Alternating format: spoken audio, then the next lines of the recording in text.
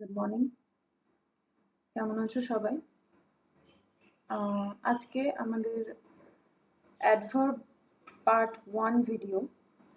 আমরা আজকে এই ভিডিওটিতে পার্টস অফ স্পিচের নাউন, প্রোনাউন, ভার্ব আমাদের কমপ্লিট হয়ে গেছে এবং আজকে আমরা করতে চলেছি অ্যাডভার্ব। এবং অ্যাডভার্বেরও অনেকগুলো যেহেতু ভাগ, সেজন্য আমাকে পার্ট করতে হয়েছে, তো এটা পার্ট 1। সো চলো সবাই এবার স্টার্ট করা যাক। সবার প্রথমে আমাদেরকে জানতে হবে যে অ্যাডভার্ব কি জিনিস।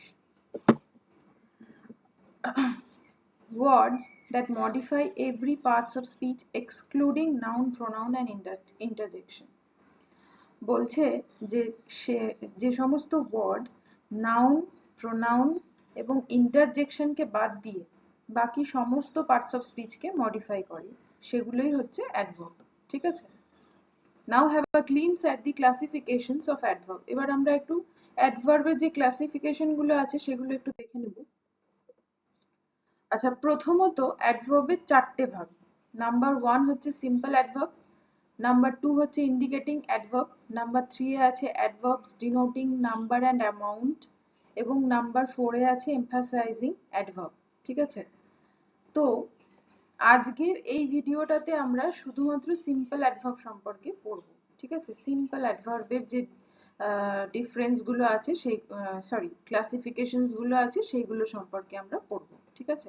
এই বাকিগুলো পরের পার্টে আসবে। সিম্পল অ্যাডভার্ব নিজে নিজেই এতটা ভাস্ট যে এটা একটা ভিডিওতে আনা সম্ভব নয়।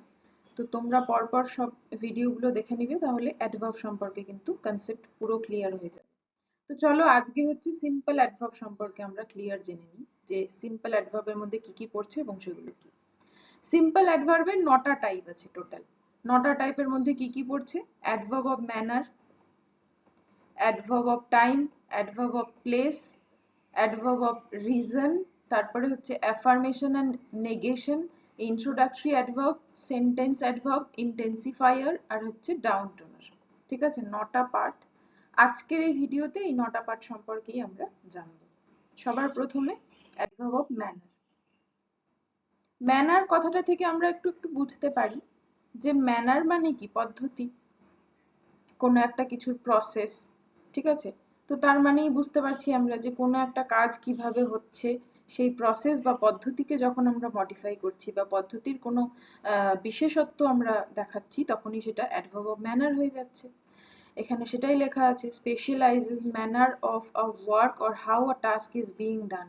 কেমন করে একটা কাজ হচ্ছে সেই ম্যানারটাকে স্পেশালাইজ করা হচ্ছে। ঠিক আছে? এক্সাম্পল দেখো, হি স্পিক্স জেন্টলি। এই সেন্টেন্সে ভার্ব কোনটা? স্পিক্স। তাহলে কথা বলা যে কাজটা, সেই কাজটা কিভাবে হচ্ছে যদি প্রশ্ন করা হয়, কিভাবে হয় কাজটা? জেন্টলি হয়, তাই তো? ভদ্রভাবে, নম্রভাবে। সেজন্য জেন্টলি হয়ে যাচ্ছে একটা অ্যাডভার্ব অফ ম্যানার। তারপরেরটা কি আছে? They live peacefully. এখানেও বাস করছে কিভাবে, হাউ দিয়ে যদি প্রশ্ন করা হয়, তাহলে যে উত্তরটা পাওয়া যাবে সেটা কিন্তু হয়ে যাবে আমাদের অ্যাডভার্ব অফ ম্যানার। ঠিক সেরকমই আরো কিছু ওয়ার্ডস আছে, যেমন অনেস্টলি, তারপরে বিজিলি, হার্ডিলি, ডিপলি, এরকম অনেক কিছু আছে। এগুলো সবগুলো হচ্ছে এক্সাম্পলস। ঠিক আছে? নেক্সট হচ্ছে adverb of time, indicating the time of a work. Adverb of time থেকে বোঝাই যাচ্ছে জিনিসটা যে কোনো কিছুর সময়কে বোঝানো হবে। তো এক্সাম্পল দেখে নেব আমরা। He comes here daily. সে এখানে রোজ আসে। ডেইলিটা কি? কোনো একটা কাজ সে এখানে আসে, কিন্তু কখন আসে?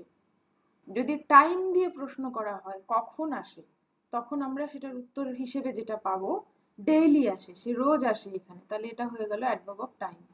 তারপরটা কি আছে? দ্য রেইন উইল স্টপ সুন। বৃষ্টি খুব তাড়াতাড়ি থেমে যাবে। খুব তাড়াতাড়ি থেমে যাবে। কখন থামবে? খুব তাড়াতাড়ি। তাহলে এটাকেও কি সময়কে নির্দেশ করছে, সেজন্য সুন কথাটা হয়ে যাচ্ছে অ্যাডভার্ব অফ টাইম। ঠিক আছে? এরকম আরো কিছু অ্যাডভার্ব অফ টাইমের এখানে এক্সাম্পলস মানে ওয়ার্ডস লেখা আছে। বিফোর আছে, সরি, হ্যাঁ, বিফোর আছে, তারপরে আছে টুডে, তারপরে আছে নেভার। আচ্ছা, তারপর দেখো এই দুটো শব্দকে আমি আন্ডারলাইন করে দিয়েছি, বাই ডে অ্যাট নুন। তো এই ধরনের যে টাইমিং গুলো আমরা ওয়ার্ড গুলো পাই, যেটা দুটো ওয়ার্ড দিয়ে আছে, সেগুলোকে আমরা বলবো কম্পাউন্ড অ্যাডভার্ব। ঠিক আছে, by day, at noon, at night, at morning, আমরা এরকম বলি না?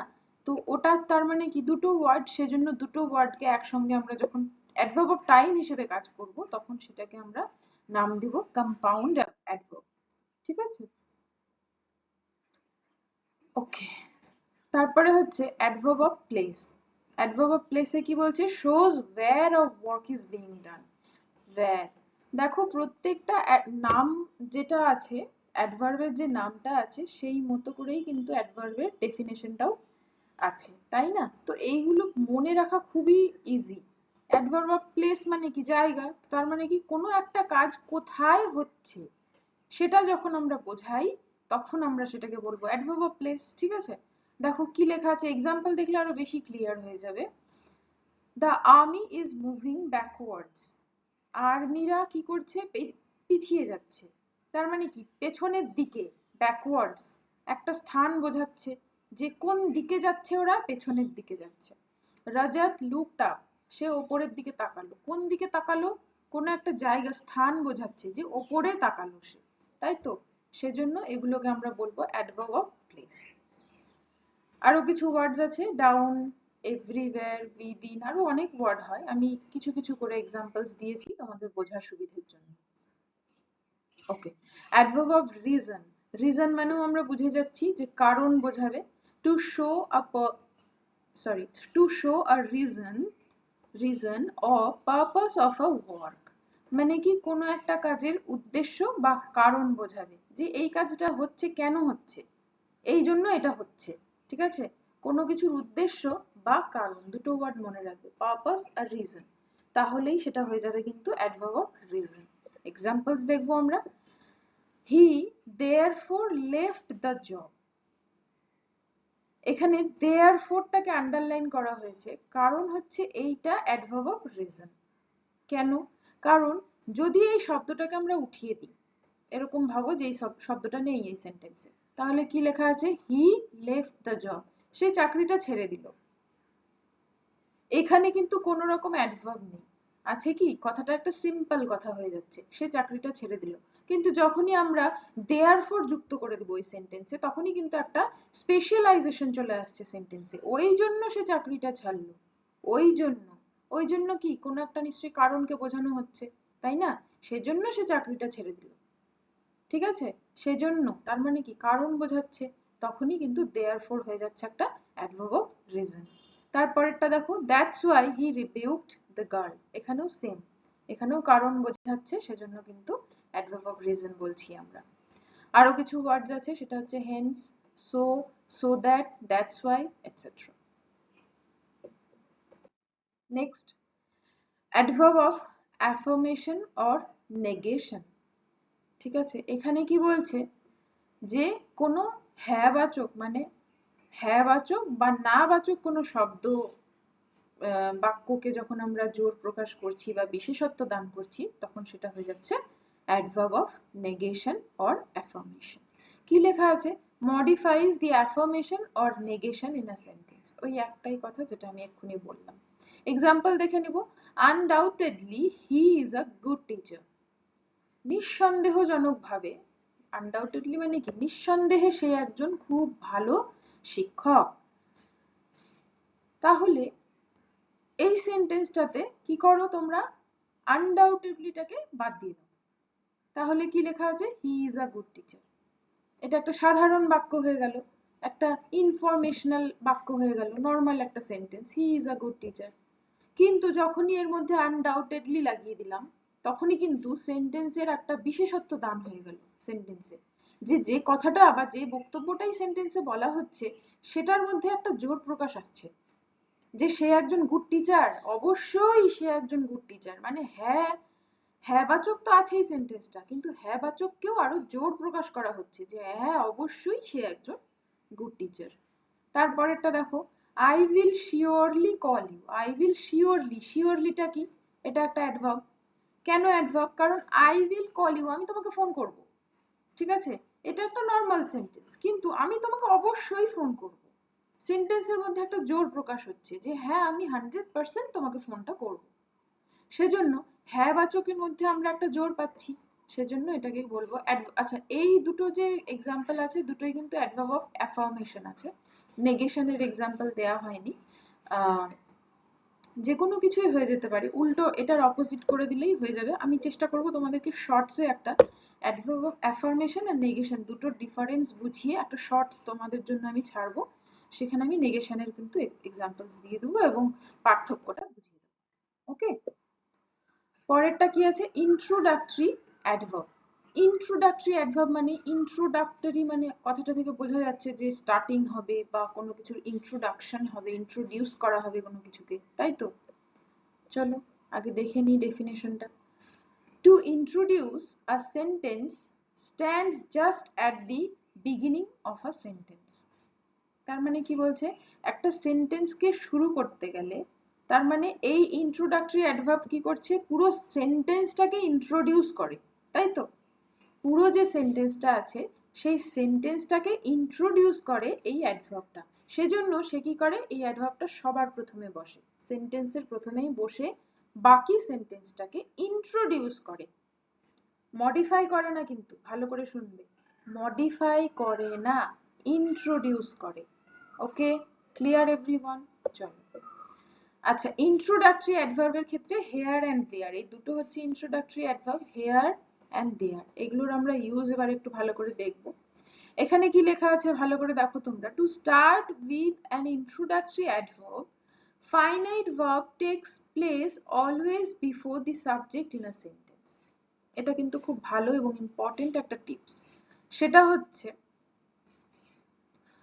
যখনই কোনো সেন্টেন্স ইন্ট্রোডাক্টরি অ্যাডভার্ব দিয়ে শুরু হচ্ছে, ঠিক আছে, বা আমরা যখনই কোনো সেন্টেন্সে ইন্ট্রোডাক্টরি অ্যাডভার্বকে ইউজ করব, সেই সেন্টেন্সের যে ফাইনাইট ভার্বটা হবে, যে ফাইনাইট ভার্বটা হবে সে সব সময় সাবজেক্টের আগে বসবে। তাহলে আমরা যদি স্ট্রাকচার দেখতে যাই সেন্টেন্সটার, তাহলে কিরকম হবে, প্রথমে হবে ইন্ট্রোডাক্টরি অ্যাডভার্ব আইভি, যেটাই হেয়ার অ্যান্ড দেয়ার যেটাই হবে না কেন, তারপরে আমাদের কিন্তু বসবে প্রথমেই ফাইনাইট ভার্ব, ঠিক আছে, তারপরেই বসবে ফাইনাইট ভার্ব এবং তারপরে আসবে কিন্তু সাবজেক্ট প্লাস সাবজেক্ট। লেখাটা খুব একটা ভালো হচ্ছে না, ঠিক আছে, তার মানে কি হচ্ছে, introductory verb plus finite verb plus subject plus object বলতে পারি বা আদার, মানে সেন্টেন্সের বাকি যে অংশটা সেটা হবে, ঠিক আছে। এটাও তোমরা একটা স্ক্রিনশট নিয়ে নিতে পারো বা লিখে নিতে পারো খাতায়। ওকে, এটা কিন্তু মনে রাখতে হবে, এটা একটা শর্ট টিপস। সেটা হচ্ছে ফাইনাইট ভার্ব সবসময় সাবজেক্টের আগে বসবে। কিভাবে বসবে এক্সাম্পল দেখবো আমরা। নাম্বার ওয়ানে কি আছে, there lived a rich man in the village. এখানে দেখো প্রথমে ইন্ট্রোডাক্টরি ভার্ব, দেখো এবার আমরা মেলাবো স্ট্রাকচারের সাথে মেলাবো, দেখো প্রথমে ইন্ট্রোডাক্টরি ভার্ব মিলে গেছে plus finite verb lived, lived হচ্ছে ফাইনাইট ভার্ব, আমরা ভার্বের পার্টে শিখেছি ফাইনাইট ভার্ব কাকে বলে। যারা যারা জানো না please go and check the finite verb part 2, ভার্বের পার্ট 2 যে ভিডিওটা আছে ওটা দেখে নাও, ওখানে ফাইনাইট ভার্ব সম্পর্কে একদম ডিটেইলডে বলা আছে, আর এখানে লিভড কেন ফাইনাইট ভার্ব তোমরা বুঝে যাবে। চলো তাহলে প্লাস ফাইনাইট ভার্ব হয়ে গেল প্লাস আ রিচ ম্যান, আর রিচ ম্যানটা সাবজেক্ট, তাই তো, এবং তারপরের যে পার্টটা আছে ইন দা ভিলেজ, যেটা হচ্ছে আদার পার্ট, মানে সেন্টেন্সের বাকি অংশ, তাহলে মিলে গেল সাবজেক্টের সাথে, সাবজেক্ট বলছি স্ট্রাকচারের সাথে সেন্টেন্স মিলে গেল, ঠিক আছে, ক্লিয়ার। পরেরটা দেখো সেটাও একই, here is a telephone call for him, এটাও সেম, এখানে হিয়ার প্রথমে ইন্ট্রোডাক্টরি ভার্ব, তারপরে ইজ ফাইনাইট ভার্ব, তারপরে আ টেলিফোন কল এটা হচ্ছে সাবজেক্ট এবং তারপরে ফর হিম হচ্ছে আদার পার্ট। ক্লিয়ার?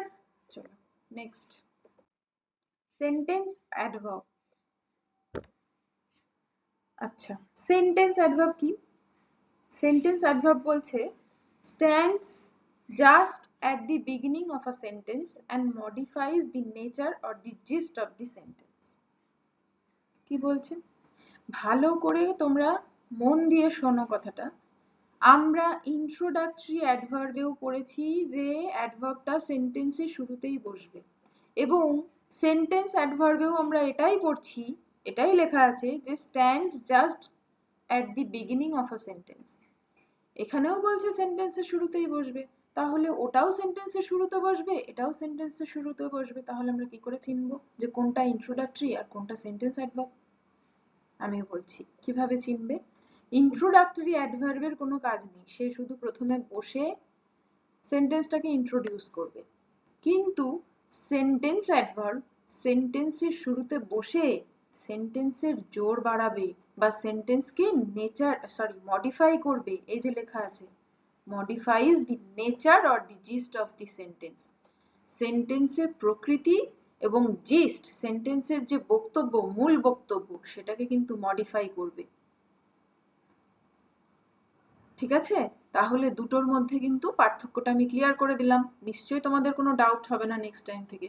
শুরুতে বসলেও আমরা নিশ্চয়ই এরপর থেকে বুঝতে পারবো যে এটা ইন্ট্রোডাক্টরি আর এটা সেন্টেন্স অ্যাডভার্ব। চলো সেন্টেন্স দেখবো। Fortunately there was no rain that day.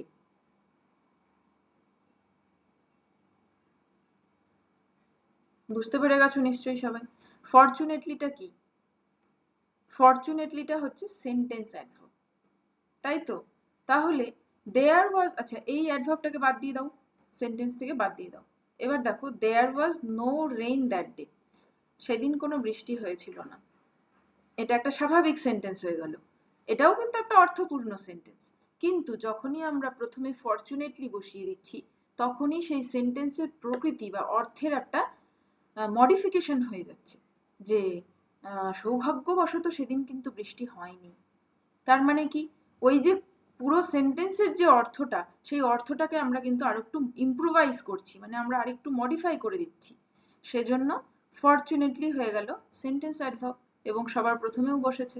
ঠিক আছে, আরো কিছু ওয়ার্ডস দেখো, প্রবাবলি, লাকিলি, আমরা বুঝতেই পারছি যে কি ধরনের সেন্টেন্স হতে পারে। নেক্সট হচ্ছে ইন্টেন্সিফায়ার। ইন্টেন্সিফায়ার মানে আমরা জানি, ইন্টেন্সিফায়ার মানে ইন্টেন্সিটি বাড়িয়ে দেয়, যে জোর বাড়িয়ে দেওয়া, কোনো কিছুর গভীরতাকে বাড়িয়ে দেওয়া, তাই তো? বা কোনো কিছুর কি বলবো, এটাই জোর বাড়িয়ে দেওয়া আর কি। ঠিক আছে, emphasizes on the verb of the sentence। এখানে বলছে ইন্টেন্সিফায়ার কি করে, সেন্টেন্সের যে ভার্ব বা ক্রিয়া, সেন্টেন্সের যে কাজটা হচ্ছে মেন, সেই কাজটাকে কিন্তু জোরটা বাড়িয়ে দিচ্ছে, সেই কাজের, এটাকে আমরা বলবো ইন্টেন্সিফায়ার। এক্সাম্পলস দেখে নিব। Thoroughly search the room. এখানেও দেখো আমি যেভাবে বলছি ভালো করে শোনো তোমরা, থরলিটাকে বাদ দিয়ে দাও, সেন্টেন্সটা কি লেখা আছে, সার্চ দি রুম। তার মানে কি বলছে, রুমটিকে সার্চ করো, ঠিক আছে? কিন্তু যখনই আমরা এই সেন্টেন্সে এই ওয়ার্ডটা অ্যাড করে দিচ্ছি, থরলি সার্চ দি রুম, কোন পার্টস অফ স্পিচটার উপর জোর পড়ছে? আমরা যদি থরলিকে প্রশ্ন করি যে কি থরলি করব, তাহলে উত্তর কি পাবো? সার্চ, তাই তো? সার্চটা কি? সার্চটা হচ্ছে ভার্ব, এখানে আমরা কি পড়লাম, ভার্ব অফ দি সেন্টেন্স, মিলে গেল। তাহলে কি, সেন্টেন্সের যে ভার্ব, সেই ভার্বেরই একটা কোনো মডিফিকেশন আমরা এখানে উল্লেখ করব, সেটাই হয়ে যাবে আমাদের intensifier. Okay, really he is an honest man. ইজটা কি? এখানে এই সেন্টেন্সের ইজটাই ভার্ব, তাই তো? ইজটাই এই সেন্টেন্সের verb. He is an honest man, সে একজন সৎ ব্যক্তি। কিন্তু রিয়েলি যখনই লাগিয়ে দিলাম, সত্যিই সে একজন সৎ ব্যক্তি, তার মানে কি, এই যে সে হচ্ছে, যে বিইং, বি ভার্ব, তার হওয়াটাকে আমরা আরো জোর দিচ্ছি, যে সত্যিই সে একজন অনেস্ট ম্যান, সেজন্য রিয়েলি একটা ইন্টেন্সিফায়ার হয়ে গেল। ওকে, আরো কিছু ওয়ার্ডস কি কি আছে, absolutely, indeed, definitely, practically, আটারলি, etcetera. Last one হচ্ছে ডাউন টোনার। ডাউন টোনারটা হচ্ছে decreasing importance of verb, adjective and other adverbs. আচ্ছা, এখানে কি বলছে, যে কোনো একটা সেন্টেন্সের শুধুমাত্র ভার্বকে অ্যাডজেক্টিভকে বা অন্য অ্যাডভার্বকে মডিফাই করবে। কি করবে, কিভাবে মডিফাই করবে? Decreasing the importance. কোনো একটা ভার্ব, অ্যাডজেক্টিভ বা অন্য আদার অ্যাডভার্বের গুরুত্বকে কমিয়ে দিবে। কমিয়ে দেওয়া বা কমে আসা, হ্রাস হয়ে যাওয়া, আস্তে আস্তে কমে যাওয়া, ঠিক আছে, এইটা যখন আমরা বোঝাবো তখন হয়ে যাবে সেটা ডাউন টোনার। ঠিক আছে, এক্সাম্পলস দেখে নেব। He has nearly finished the work. He has nearly finished the work, তার মানে কি? এই সেন্টেন্সেও নিয়ারলিটাকে বাদ দিয়ে দাও, তাহলে কি লেখা আছে? He has finished the work, সে কাজটি কমপ্লিট করে ফেলেছে। এখানে কি বললো? এই সেন্টেন্সের অর্থটা কি হয়ে যাচ্ছে? তার মানে কি কমপ্লিট করে ফেলেছে, কাজ হয়ে গেছে, শেষ। কিন্তু যখনই আমরা নিয়ারলি লাগিয়ে দিচ্ছি সেন্টেন্সে, তখন কি হচ্ছে? যে তার প্রায় হয়েই এসছে, তাই তো? তার মানে কি কমিয়ে দেওয়া হচ্ছে কাজটা, মানে আর একটুখানি কাজ বাকি আছে, কমে আসছে ধীরে ধীরে জিনিসটা, তাই তো? সেজন্য নিয়ারলি ডাউন টোনার হয়ে গেল। তারপরটা আই হার্ডলি রেকগনাইজড হিম। আমি তো তাকে মানে হার্ডলি রেকগনাইজ মানে কি আমি খুব কষ্টে তাকে চিনতে পেরেছি, মানে চিনতে পারছিলামই না, নায়েরই ভাগ বেশি, বাট একটুখানির জন্য তাকে আমি চিনতে পেরে গেছি। তার মানে কি কমে আসা কোনো একটা সম্ভাবনা কমিয়ে আনা হচ্ছে এখানে, তাই তো? সেজন্য হার্ডলিটা কি ডাউন টোনার হয়ে গেল। আরো কিছু ওয়ার্ডস হচ্ছে অলমোস্ট, তারপরে সেলডম, তারপরে স্কার্সলি, বেয়ারলি। ঠিক আছে, চলো আজকে সিম্পল অ্যাডভার্ব কমপ্লিট হয়ে গেল। এইগুলোই ছিল সিম্পল অ্যাডভার্ব। তোমাদের কোনো কনফিউশন থাকলে প্লিজ কমেন্ট করো ভিডিওতে। আর কেমন লাগলো ভিডিওটা লাইক করো ভালো লাগলে, আর সাবস্ক্রাইব করে দিও আমাদের চ্যানেলটাকে, তাহলে নেক্সট ভিডিওগুলো সব পাবে। এবং আগের যে ভিডিওগুলো আছে ভার্ব এবং নাউন প্রোনাউন এইসব, সেগুলোও তোমরা একবার করে প্লিজ দেখে নিও, তাহলে তোমাদের পরের ভিডিওগুলো কিন্তু দেখতে আরো সুবিধা হবে, কারণ আস্তে আস্তে জিনিসগুলো আগের থেকে রিলেটেড হতে চলেছে। তো আগেরটা না জানলে পরেরটা বুঝতে পারবে না। ঠিক আছে, চলো, থ্যাংক ইউ ভেরি মাচ। খুব তাড়াতাড়ি দেখা হচ্ছে। বাই।